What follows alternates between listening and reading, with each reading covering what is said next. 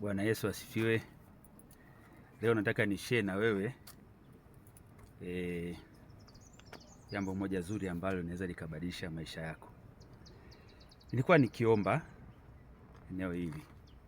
Sasa wakati nilipokuwa nikiomba, niko kwenye maombi ya vita katika jina la Yesu Kristo.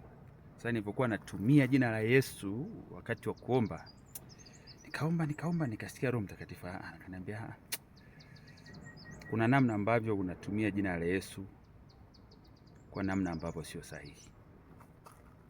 Sasa nikawa alerted kidogo, nasema nini hichi tena? Niliwahi kusikia kitu kama hicho zamani, yaani kuna kitu ambacho kiliwahi kunijia lakini sikufocus vizuri. Sasa this time ikawa imenirudia, yani kwa wazi sana. Nikasema ngoja nijifunze ni kitu gani hicho. Sasa unisikilize ili nikuelekeze kitu gani ambacho nimejifunza.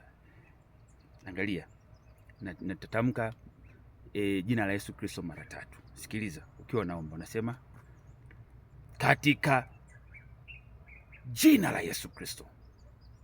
Alafu ya pili, katika jina la Yesu Kristo.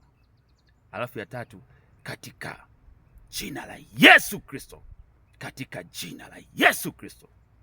Angalia, msisitizo wa kwanza nilipotamka jina la Yesu nilisisitiza kwenye katika.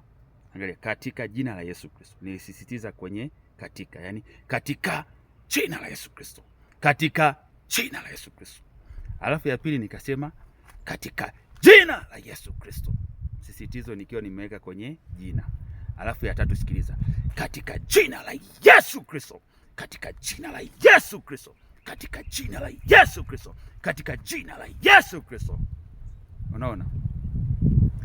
Sasa Roho Mtakatifu akaniambia, sasa unapoomba, kwa sababu kinachofanya mambo yatokee ni jina la Yesu Kristo. Sio neno katika wala neno jina. Kitu ambacho jina tulilopewa ni Yesu Kristo. Yesu Kristo ndio ndio kwa focus. Kwa hiyo unapotamka katika jina la Yesu Kristo, ile Yesu Kristo inakuwa kama silaha. Ile Yesu Kristo inapasua. Kwa sababu ndio mahali ambapo nguvu ipo.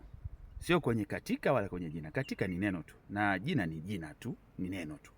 Kwa hiyo unapotumia jina la Yesu kwenye maombi, focus yako inatakiwa iwe jina la iwe Yesu Kristo. Hicho ndio kitu ambacho nimejifunza. Na nilipoanza kuapply nikaanza kuona mbona mambo yanajipa tu? Mbona mambo yanakuwa vizuri? Na naona hata wepesi, unaona vitu vinakuwa. Kwa hiyo unajua ukikaa na Mungu huwa anakufundisha siri zake. Hata Biblia inasema kwenye kitabu cha Warumi, anasema kwamba Roho Mtakatifu hutusaidia pale tunapoomba kwa sababu hatujui kuomba jinsi ipasavyo.